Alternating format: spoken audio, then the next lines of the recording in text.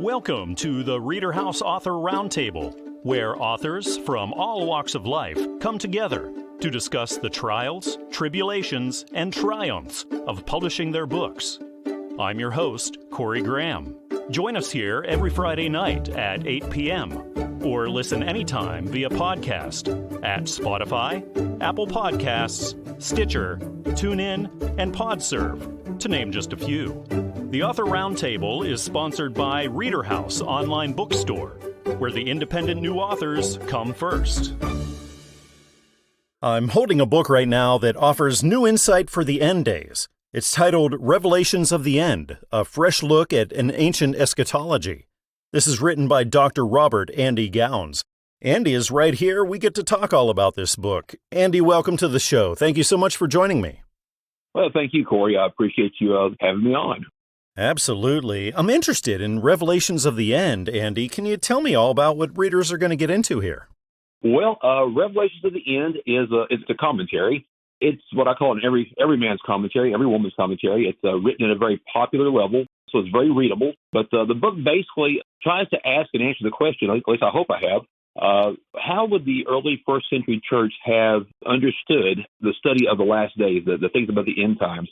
So much of what we look at today and understand today is taken through a 21st century filter, and we don't really understand the ancient culture that would have shaped these things. So how would the first century church who received these letters, how would they have looked at the expectations of the Old Testament scriptures? How would they have understood their concept of suffering through these last days? And really, what I've tried to do with this book is not only address that question, but pull it forward to answer the question for us, how should we be living in these last days?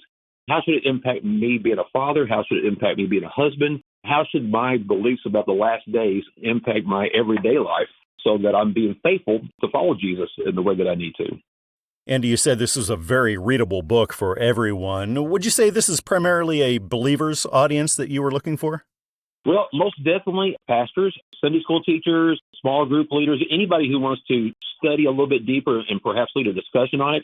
But, one of the things, Corey, that I love a good story. I love to tell a good story, and I try to write in a way that does the same. Now, that's a little bit complicated in a nonfiction book to tell a story necessarily. But at the same time, I try to write in such a style that it pulls the reader along with the themes that are there. So when I say it's very readable, it's very approachable and very understandable. It is a little bit technical, not too much, but it is a topic that deserves research and study. So it's written at somewhat of an academic level, but as I've often been, I think, complimented that I seem to be able to dumb things down pretty good. So I don't know if that's a good compliment or not, but I do think that with the way I write and the way I teach, that this is a very approachable book. So anybody who's really just wanted to dig a little bit deeper into prophecy, to end times, to this concept of the book of Revelation, I think would not only enjoy the book but benefit from it. Andy, how did the idea for this come about? Well, my wife and I were talking about that just a couple of weeks ago, and she reminded me that this seems to be a reoccurring theme in my life. When I was 11, I became a believer, a follower of Jesus at the age of 9. When I was 11, there was an evangelist who came through who taught on this at a revival. And honestly, I had so many questions that no one could answer. They just kind of told me to behave myself and, don't ask too many questions. So I was a good little trooper. I kept those questions to myself. And then about 10 years later, I'm teaching a youth group, and the Left Behind series comes out, and they're wanting to study that. So we dig into what the Old Testament and New Testament has to say about the end times before we got into the Left Behind series. And then about 10 years later, I'm sitting again under some teachings, and I realized that the things that I have often thought about these topics that no one had the answers for, I was sitting under a seminary professor that was actually teaching on these things, and he seemed to have the answers. So it caused me to start looking deeper into it. And really, by the time I got ready to write this book, the reality of it was that I was just dealing with so many things that were being, I won't say taught wrongly, but they just weren't being taught correctly. It's funny that it just depends on what interpretation and what tools you use can take you into an area in this topic. And it seems to be one of the main topics in the Bible where this happens, where we start dealing with more popular themes and actually wrestling with the tough themes of the Bible. So, what caused me to sit down and write this was just really wanting to be part of the conversation that's going on right now about being faithful to biblical interpretation. It just seems to be one of the areas where it's kind of at the forefront right now, the prophetic word, how to faithfully interpret it and pull it forward so that we can live by it. It's not just something that hangs out there in the future for us to wait on. It's a reality of how we live our lives today. Again, this book is Revelations of the End, a fresh look at an ancient eschatology. It's written by Dr. Robert Andy Gowins and published by Covenant Books, so you can find it really everywhere, like Amazon and Barnes & Noble and iTunes, also right down the street at your local bookshop. Andy, thank you so much for coming on the show. It was really great talking with you here tonight. Thank you, Corey.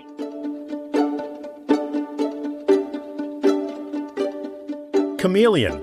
It's the name of the new book by Rebekah D, and it's a journey of self-acceptance. Well, Rebekah is right here with me now, and we're going to talk all about it.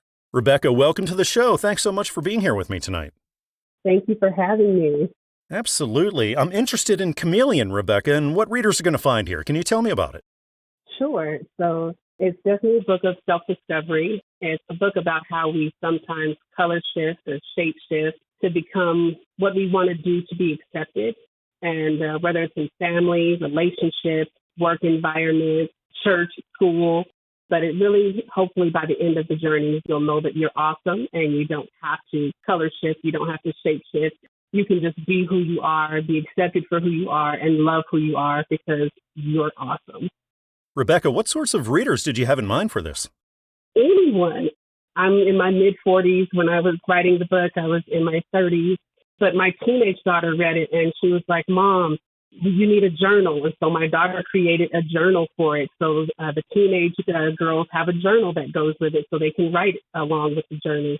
I have some men who are in their 30s and 40s who have read it, and they're like, oh, my God, this is just amazing. So I really just feel like it relates to anybody, and it translates across barriers, age barriers, gender barriers, cultural barriers, because I think we all have that sense of belonging and wanting to be somebody, to be accepted, no matter what age or stage we're in. Well, Rebekah, where did the idea for this come from? From my own life journey, just deciding that I was watching a movie, actually, and that's where it came from. I was watching a movie, Runaway Bride. Julia Roberts was becoming all of these different things to these different men that she was engaged to. And when I was watching the movie, I was like, that's me. That's me. I'm becoming these different people to be accepted, to be loved. And so I was like, I should probably figure out why I'm doing that. And then I began to study chameleons, and it took me 7 years to study the nature of chameleons and why they do what they do, how they become what they become. And then I began to relate it to my own life. So prior to this, Rebekah, have you written or been published, or is this all kind of a new thing for you? No, this is actually my second book. My first book, Letters to a Troubled Soul, came out in actually July of 2020, so right at the height of the pandemic. I started Chameleon way before that one, but it took a lot longer to finish this one. So once you had your manuscript ready, you started working with the publisher, Christian Faith. Rebekah, what did you find the most challenging part about that publishing end of things? Probably just really fine-tuning everything that I really wanted to say. Christian Faith Publishing has been by far my best experience. I have another book, too, that I've published, so this is technically my third, but Christian Faith by far has been my best publisher ever because they really guided me through the process more so than I felt I got with the other ones, and really helping me fine-tune the message to make sure that it was clear.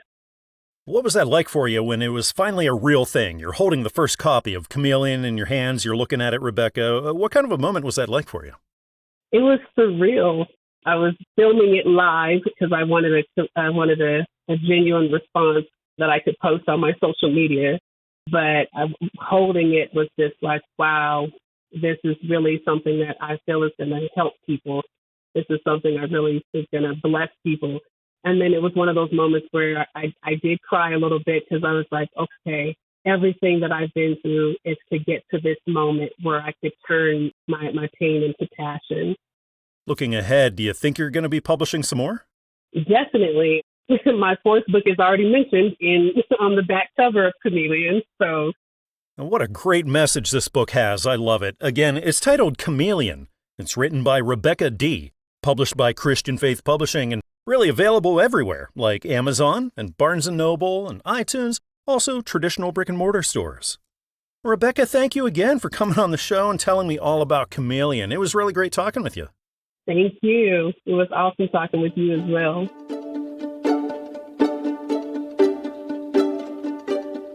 Battle in the Bedroom, the 4 Stages of Intimacy and Marriage. Well, the audiobook edition of this book just came out. It's written by D.L. Crager and Dr. Shelly Crager. We're going to be talking all about this right now here at the ReaderHouse Author Roundtable. The authors are right here with me now. Darren, Shelly, thank you for joining me tonight. Welcome to the show. Oh, Corey, thank you for having us. This is exciting. Thank you. I'm curious about Battle in the Bedroom. Can you tell me all about what readers are going to find here? Yeah, the title speaks volumes. You know, as life goes on real quickly, you know, you're married and your honeymoon stage, and then, you know, you start having children and a lot of responsibilities and stuff. And pretty soon, if the majority of all couples around the world find out that sooner or later they're going to have some battles in the bedroom, you know, and we're talking about intimacy and just how things become different in a way, and expectations of men and women. And then, you know, you throw in some things in there of time and being tired and having other responsibilities. So, you know, the book basically is titled Battle in the Bedroom, and we discuss the 4 stages of intimacy that parallel the 4 stages of marriage. And once a couple understands there are stages and how to adjust for each stage, we have found out over and over and over again how there can be a much more harmony, a lot more satisfaction within the bedroom. And this sounds like it's for married couples and also couples who are considering being married. Is that right? Definitely. It's valuable for couples almost as a premarital kind of book to read as well, because as Darren described, it's that piece where you're going through the seasons of marriage. And I think a lot of times, especially when you're looking at getting married, you're only thinking about that honeymoon stage. You're thinking about life when it's just the two of you, and your life is centered around each other and your time is centered around each other. And then stage 2 happens where kids start to come along and life turns upside down. So it really normalizes, making you realize that you're not alone in those stages, that it doesn't mean that your marriage is broken. It means it's a new season and you need to adapt in the season and recognize where you're at. I love it. So how did this come about? Where'd this idea come from? I guess it started with us, you know. Personal experience. Personal experience, you know. It's men, we have such expectations that sometimes become just are unreasonable. From personal experience, you know, we've battled this. But what happened so many times is that within the church and stuff, older couples came alongside us to help us through different things and struggles and stuff. So we got great advice from what worked with other couples as they had gone through their battles and what worked. And so we kind of, you know, intertwined and fused those into our marriage. And that really gave incredible structure and emotional, physical, and mental insight and peace. Yeah. I would also say it stems from whenever you're talking about intimacy and with marriage, and especially within a Christian context of the church as well, it's kind of a topic people don't want to talk about. And it's something that I think we have done a real disservice on making it something that becomes so private that people get withdrawn in it. And when they're having struggles, they don't know what to do with it. But every marriage can have battles. Every marriage can have struggles in it. And I think the more that we can normalize that and the more that we can bring that out for general discussion and make people realize that they're not alone in the battle and that, again, there's not a brokenness that's in that, the healthier marriages are going to be overall. Mm-hmm. Absolutely. And you also have a website that's a really great resource for people as well. Can you tell me about that? Yes. Yeah. The website is dlcrager.com. You can find all the different books that we have written together. Yeah, we've got a website that's very thorough and easy to maneuver through that gives a lot of information that the consumer will find very inviting. Well, what an important book. This is definitely a wonderful message. Again, it's titled Battle in the Bedroom, the 4 Stages of Intimacy and Marriage. This is published by the Audiobook Network, and pretty much go to wherever you normally get your audiobooks and you'll be able to find it, like on Audible and iTunes and Amazon. Well, Darren, Shelly, it was wonderful talking with you tonight and learning all about Battle in the Bedroom. Thank you so much for being here. Thank you, Corey, very much. We appreciate your valuable time.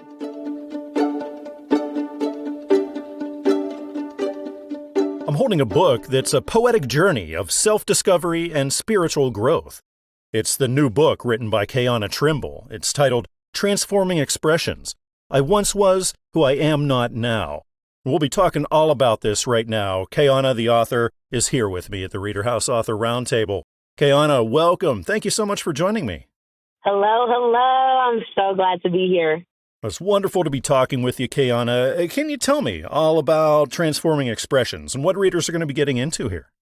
Of course, yeah. So this is really, the readers are going to go on a journey with the author into a full transformation that explores the pain that she went through, discharging depression, unlearning different things, and basically becoming into a beautiful butterfly and allowing that transformation to continue to go.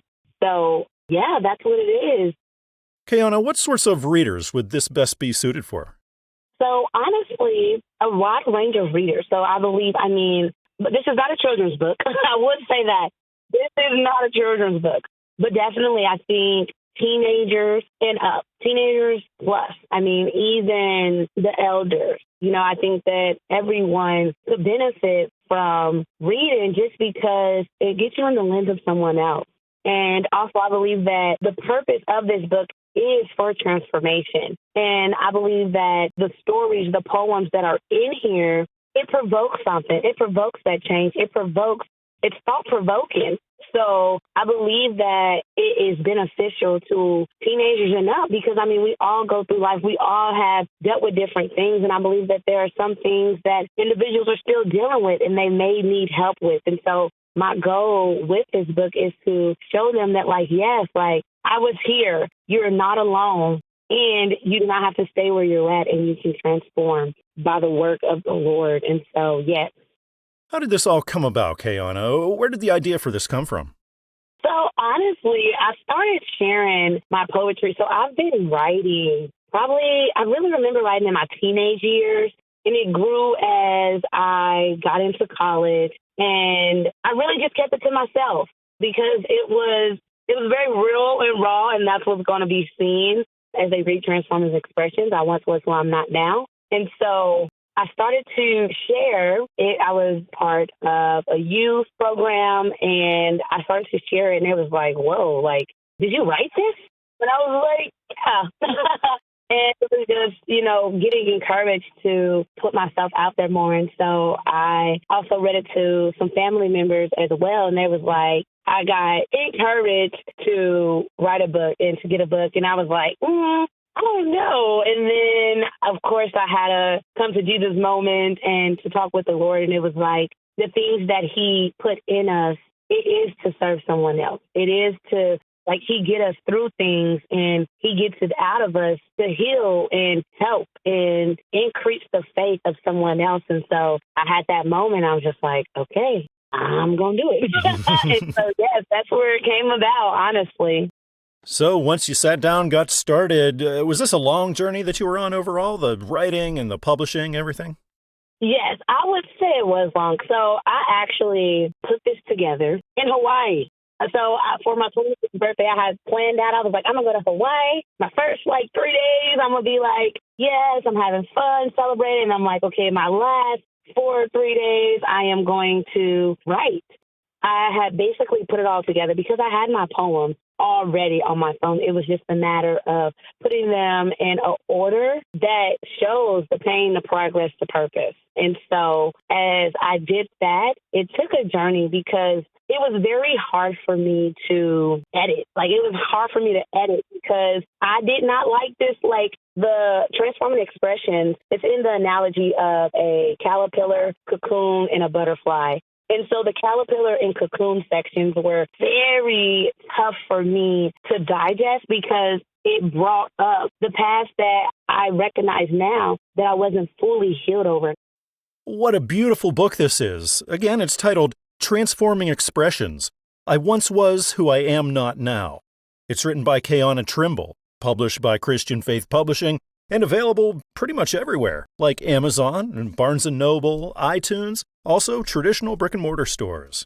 Okay, Anna, it's been really wonderful talking with you tonight and learning all about Transforming Expressions. Thanks again for being here. Yes, of course. Thank you for having me. It has been such a pleasure.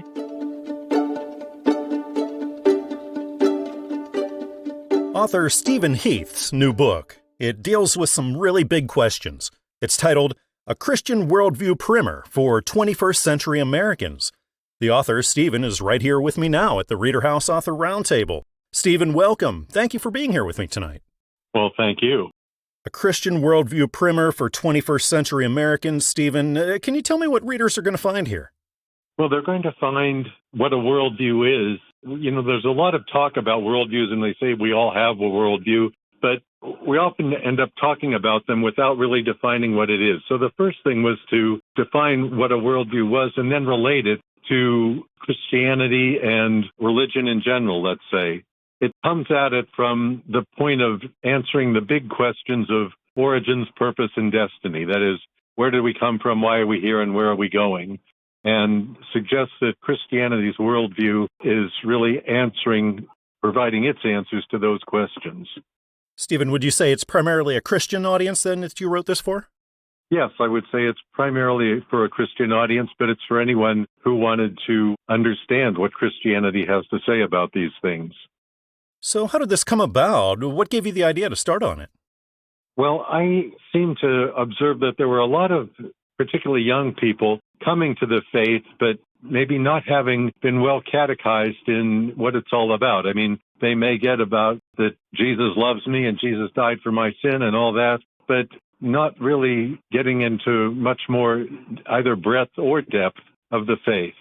And not only them, but then it also seemed that there were lots of other people, maybe older people, whose connection with Christianity had been rather tangential in their growing up days, but then completely put it aside, and now who maybe looking to come back to it, but not having that real entree to it that they might otherwise have. And it was to provide that sort of entree to get you back into what Christianity has to say about these big things, origins, purpose, and destiny, and how its coherent answers to them really provide a unique and coherent worldview. Is this the first time you've been published, Stephen, or have you done this kind of thing before? I've done writing and publishing, but nothing at the level of the whole book. Been more articles and at that level. So being your first full-length book, was this a long journey that you were on? Well, it was certainly longer than I thought it was going to be when I started. What did you find the most challenging part about that publishing end of things? There's so much involved in there. The editing. So a lot of time, a lot of hard work really went into this. So once it was finally a real thing, you're holding this book in your hands for the first time, Stephen. What was that like for you? Well, it was pretty exciting to see that, something that was really my baby coming to life. And it was also, I had a lot of encouragement along the way, prodding even by certain people who read the manuscript it was going along and saying, you got to get this done, you got to keep going. This is pretty good stuff. Keep at it. And it was also thinking, wow, I can give this to them and I can thank them for all of their encouragement and prodding. So now that you are a published author, your work is out there for everyone, Stephen. What would you say is the most rewarding aspect of it all for you? Well, I hope that is yet to come. I hope it's when people actually read the book and find it helpful. So looking ahead, what are the chances that we'll see some more from you here in the future? Well, I suppose that depends upon how this one goes and what questions maybe come from it, what things still need to be answered that I can provide some insight regarding. So overall, while you were working on this, was this a smooth writing process for you, or did you run into challenges, maybe like writer's block, things like that? No, I think I pretty well knew what I wanted to say. It was a bit more of a challenge how to say it. I know that I've always been criticized for sentences being too long and was always trying to make it shorter, more concise. I think that that's a common thing with most writers. How can we be more concise and still get across what we wanted to say? What an important book. Again, this is A Christian Worldview Primer for 21st Century Americans. It's written by Stephen Heath, published by Christian Faith Publishing, and available really everywhere, places like Amazon, Barnes & Noble, and iTunes. Also, right down the street at your local bookshop. Well, Stephen, it's been really great talking with you tonight. Thanks again for being here. Thank you.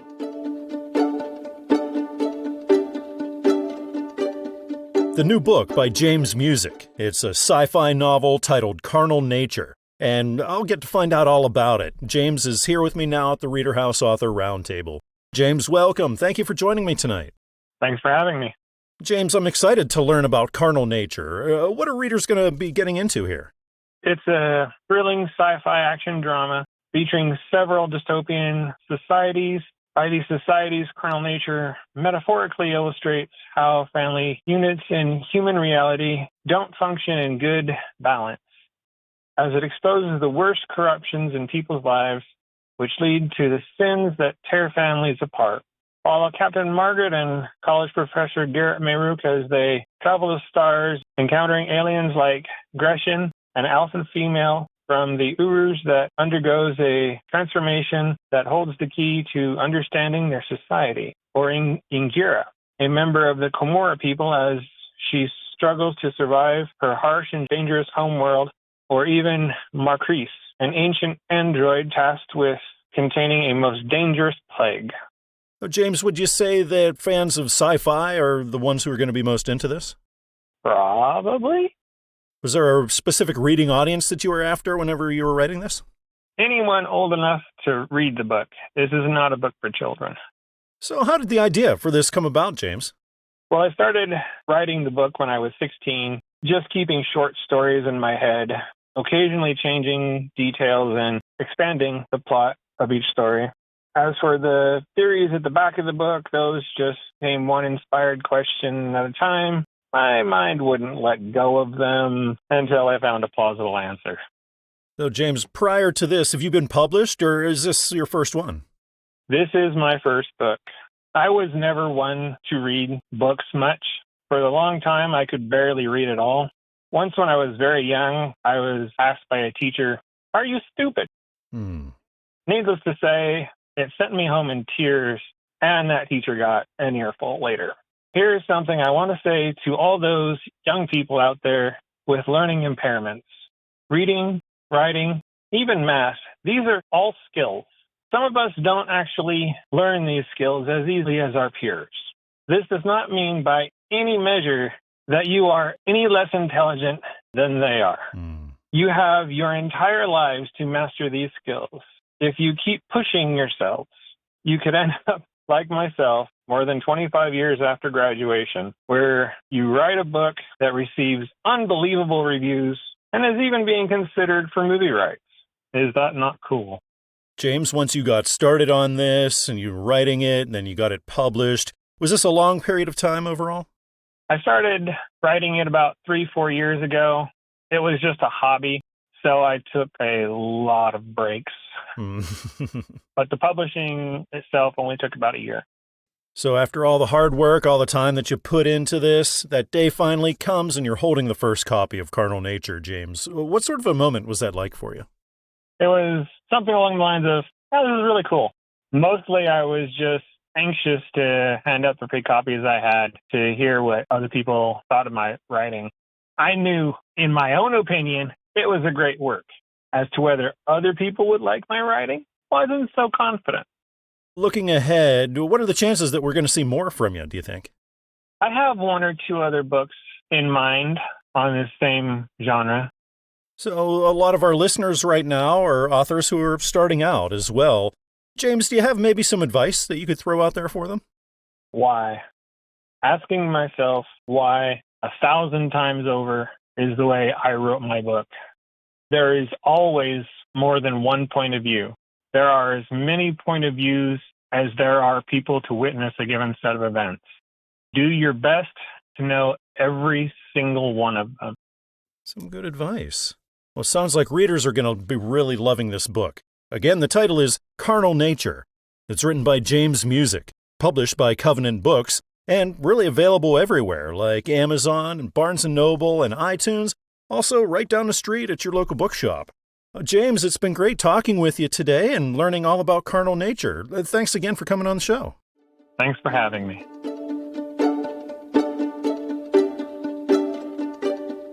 Author Kerry Padrick has written a new children's story in her book, In Search of Happy. And that's what we're going to talk about right now here at the ReaderHouse Author Roundtable, Kerry is here with me. Kerry, welcome. Thank you so much for joining me tonight. Oh, thank you. I'm delighted to be with you this evening. I'm really happy to be talking with you, and I'm curious about In Search of Happy, Kerry. Can you tell me all about what readers will be getting into here? Absolutely. In Search of Happy is a heartwarming children's tale about a small boy who sets out on an adventure to determine a place where he can find happiness. He searches high, he searches low, but ultimately he comes to the self-realization that happiness is not found in a place. Rather, happiness can be found in those that you love. In his case, he finds happiness in his puppy friend. And the story will lead readers and listeners alike on a journey to help them answer the question, who is your happy? What a great message, Kerry. How did the idea for this come about? What sparked you to write it? Well, In Search of Happy inspiration actually comes from within the folds of my own family. Joey is a reflection of my kids as youngsters. They were two fun-loving and adventurous little boys who were always looking for something fun to do. And the sweet pup in the story is based on my youngest son's dog, whose name is Moose. My husband and I raised this four-legged little bundle of curiosity from when he was a pup till about when he was 1 year old, while my son was finishing up his schooling at the university. And we just found complete joy in Moose's happy-go-lucky nature and his unconditional love. He was just happy all the time. And really, happiness is all around us, and it's usually much closer than we think. Kerry, is this your first published work? Well, I've always had an interest in writing. I was an educator for 30 years. Part of my teaching experience was language arts and reading. So the love of writing has always been, something near and dear to me. I have always maintained a journal of ideas, quotes, what ifs, and story drafts.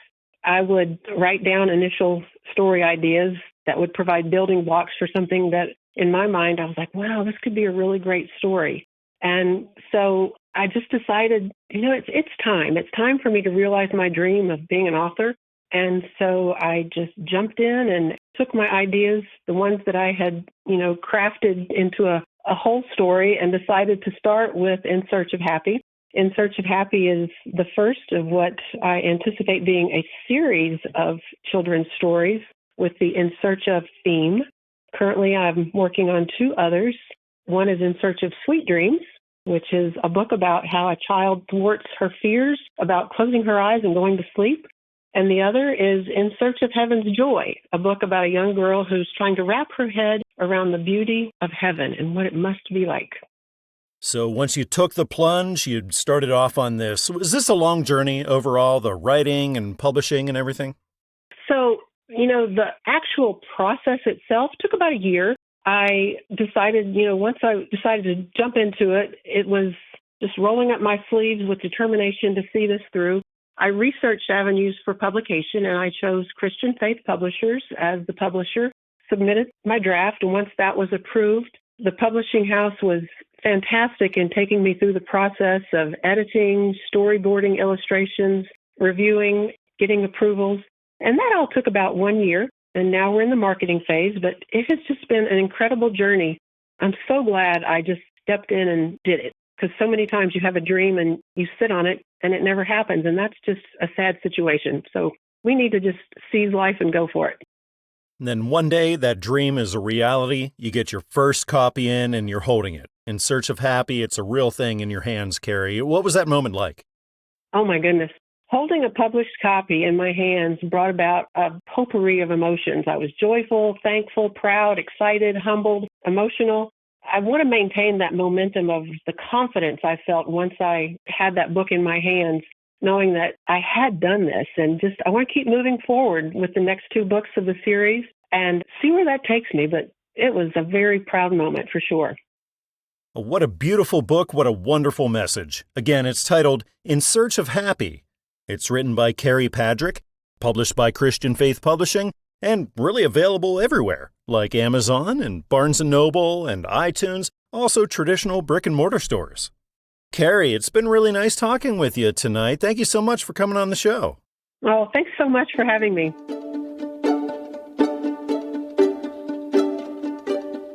I'm joined right now by author Arlette Tejeda here at the ReaderHouse Author Roundtable. Arlette, thank you so much for joining me tonight. Thank you for having me. Absolutely. You have a new book out. It's called The Implanted Word. Can you tell me what readers are going to be in store for here? Sure, of course. So the Implanted Word is a self-discovery journey that I myself went on. And basically, it's a roadmap to kicking off that self-discovery journey along with the healing of the soul. What sorts of readers did you have in mind for it? I have in mind those people that feel stuck in life and they don't know why, and those people that just want to be the best version of themselves. Those people that are looking for healing from trauma and past experiences, and they just want to know what is happening with me, that I just can't advance in this life, and along the way find their life purpose. So how did this all come about, Arlette? Where'd the idea for this come from? Well, this comes from a personal experience as I saw my mother struggle through mental health and also trauma, and then finding myself along the way struggling with some of those same issues. And I said, we have to stop this. I went on a journey. I found God. And as I found God, I found my purpose. And I said, I have to speak about this. It was never intended for me to be an author, but I just have a message, a very strong one that I feel can bring awareness and can help others as well. That's a great message. So you've never been published before this? Never. Congratulations. Your first one is out there. How long did this take, the writing and publishing, everything? Well, it was a journey, and though it's not a large book, it doesn't have many pages, but it was a journey. So it was a lot of journaling. It was a lot of experience. And like I said, it's a roadmap. So it's a roadmap to get you started, and then it's wherever it takes you personally, because everyone's journey is different. But it took me about 3 to 4 years. So you wrote it, you had your manuscript all set, and you started working with the publisher, Christian Faith. So once you got started with that publishing process, Arlette, what did you find the most challenging part about all of that? I think the challenge was, again, I'm not an author, so I didn't have the experience. And it was kind of just putting all my thoughts and putting all my heart together for the readers. I really wanted to give them a part of me, because if God did it with me, He can do it with anyone. So a lot of work, a lot of time went into this, and then finally, you had that first copy. It was a real thing. You were holding the implanted word in your hand for the first time, Arlette. What was that moment like for you? It was surreal. It was exciting. I could not believe it. It was pretty amazing, actually. Looking ahead, Arlette, do you think we'll be seeing some more from you here in the future? Absolutely. I want to do more. I want to do more with what I have in my hands now. And of course, along the way, I'm sure I'll have new experiences. And like I say in my book, God is not done with me. He's still working in me. So I'm sure there's more stories to come. So now you're a published author. Your work is out there for the world, Arlette. So what would you say is the most rewarding aspect of it all for you?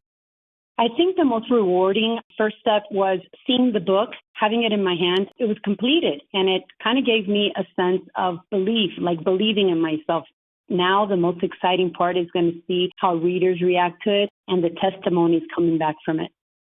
So a lot of our listeners right now are authors just starting out as well. So do you maybe have some advice that you could throw out there for them? Of course, I would say, be kind to yourself, be patient. It is a process. And in the process, just embrace and learn and just roll with the punches when they are, because there will be some challenging times. Embrace them and keep moving. So obviously your relationship with the Lord is something that is most inspirational for you in your life. Do you have people around you that can kind of do that same thing? They're inspirational and encouraging for you? Oh, absolutely. I love the Lord, and my children love the Lord. And it's funny because as a parent, you deposit into your kids. And then when you most need it, they deposit back. And I would say my children through this whole journey have been unbelievably supportive, loving, and kind. And everything that I've deposited and that they have themselves of the Lord, they have given back to me. Well, what a great book. Again, this is titled The Implanted Word.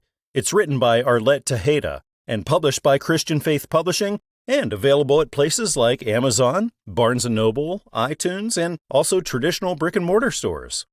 Arlette, it's been really great talking with you tonight. Thanks again for being here. Thank you for having me again. Yes.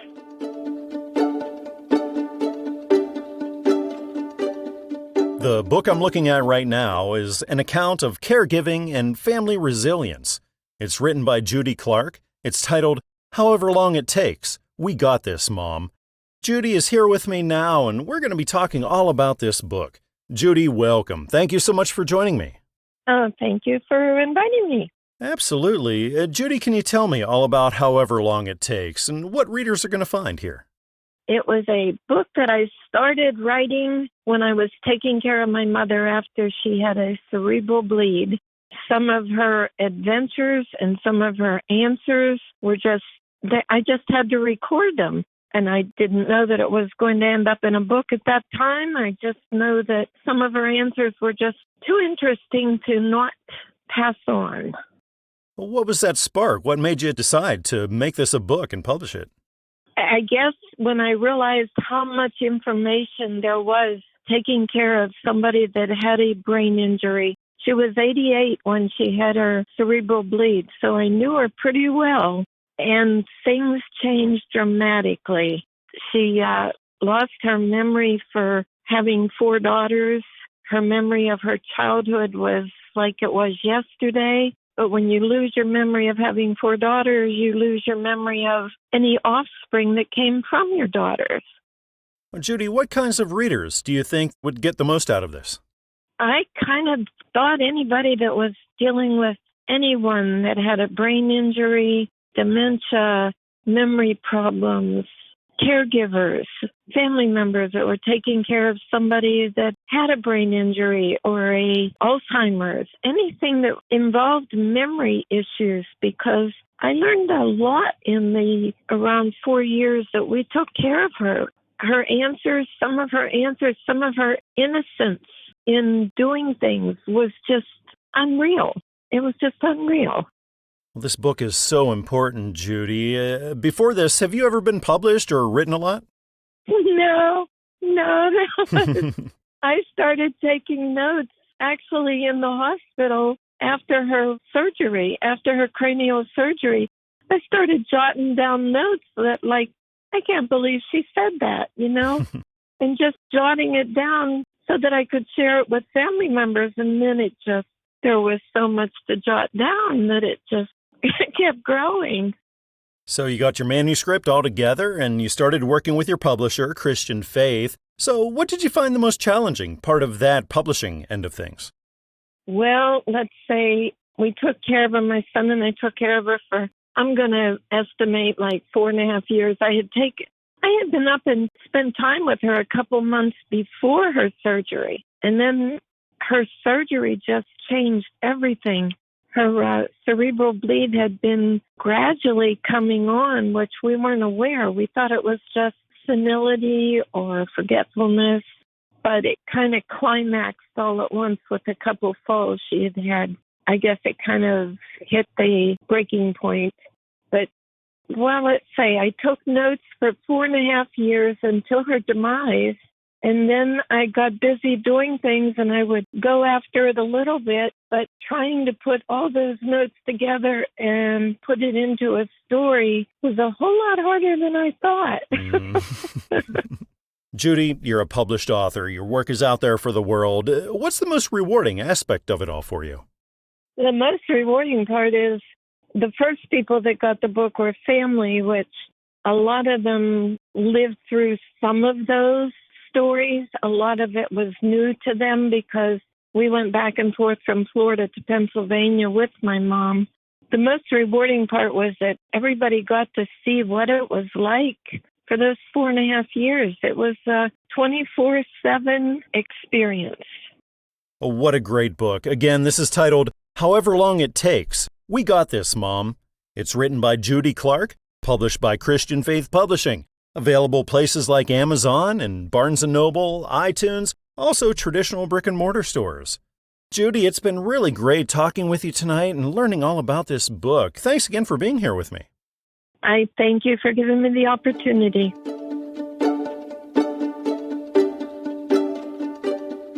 This book is an exploration of Abraham Lincoln's journey and legacy. It's the new book by Jafaru Samuel O, and it's titled The Greatest President's Struggle. And Jafaru is here with me now at the ReaderHouse Author Roundtable. We get to talk all about this book. Jafaru, thank you so much for joining me tonight. You're welcome. Can you tell me all about The Greatest President's Struggle, Jafaru? What are readers going to get into here? Yes, The Greatest President's Struggle, the story woven around Abraham Lincoln, who is the greatest president in the annals of America. So it's a very inspiring book because it tells us the story of a man who was born very poor, a carpenter, a farmer, and a hewer of wood, and rose to become the greatest president of the United States. So it's a book that's inspiring for all of us, inspiring for the youth. Abraham Lincoln had no formal education. His formal education was just for 15 months, and he trained himself to become a lawyer, a distinguished lawyer. So it's a very inspiring book that we need to read for us to get inspiration from. Who was the target audience here, Jafaru? Who are you writing this for? It's for the youth especially, and for all adults. So I'm curious, how did you get the idea to write the book? What was that spark for you? My professor of English at my community college inspired me to write the book. In our class, he told us that if anyone could write a book about Abraham Lincoln, in spite of the numerous books about him on the market, it would sell. And I now looked at it that this is a man that we all need to know his story and how he became the greatest president of the United States. Prior to this, have you written or been published? Yeah, this is my first book. So I've written two others, A Change Multiple Nations and The Trials of Lincoln Family, which is like the concluding part of the first book, The Greatest President's Struggle, The Trials of Lincoln Family, which tells us about how the Lincoln family struggled throughout life and how they finally ended. And the last Lincoln, the direct descendant of Lincoln, Abraham Lincoln, died in 1965, thereabout. So once you got started on The Greatest President's Struggle, how long of a journey was this for you? The writing and publishing, was this a long time for you? Yes, the writing, the publishing took over a year. So once you wrote it and got that manuscript all settled and you decided to work with your publisher, Christian Faith, Jafaru, what did you find the most challenging part of that publishing process? Yeah, the review process. We were going back and forth. We reviewed. They sent to me. They will now review again. So that one took some time. It was very challenging too. So a lot of time, a lot of hard work went into this. And when that day came and you finally got to hold your first copy of this in your hands, it was finally a real thing. Jafaru, what was that moment like for you? Yeah, I was very excited that my first book has been published. And I was excited about it, really. I was full of joy. So it's official. Now you're a published author. What would you say is the most rewarding aspect of it all for you? Yeah, the most rewarding aspect is my ideas. People have put them into writing and people will read them all over the world. Jafaru, would you maybe have any advice that you could give to all the aspiring authors who are listening right now? My advice to them is that they should be diligent because writing a book is not an easy thing. Sometimes you get what we call author's freeze. You get to the middle, you don't know how to go about it anymore. So don't be discouraged. Just leave the book. Ideas will come later. So this is a big undertaking, a lot of writing involved here. Was writer's block or anything like that ever a challenge for you? Yes.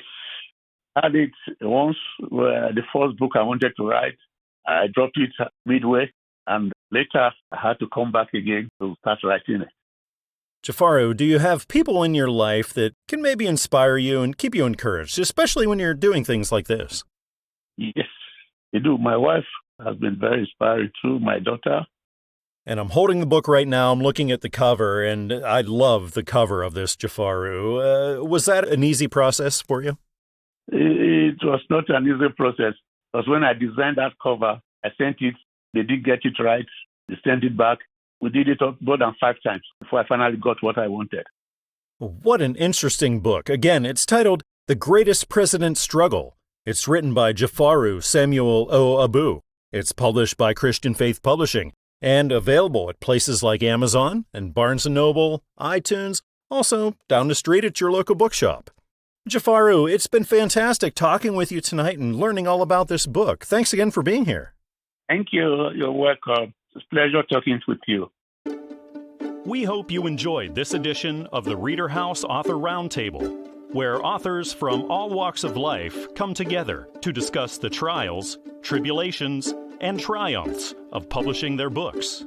We hope to see you back here every Friday night at 8 p.m. or listen anytime via podcast at Spotify, Apple Podcasts, Stitcher, TuneIn, and PodServe, to name just a few. The Author Roundtable is sponsored by ReaderHouse Online Bookstore, where independent new authors come first.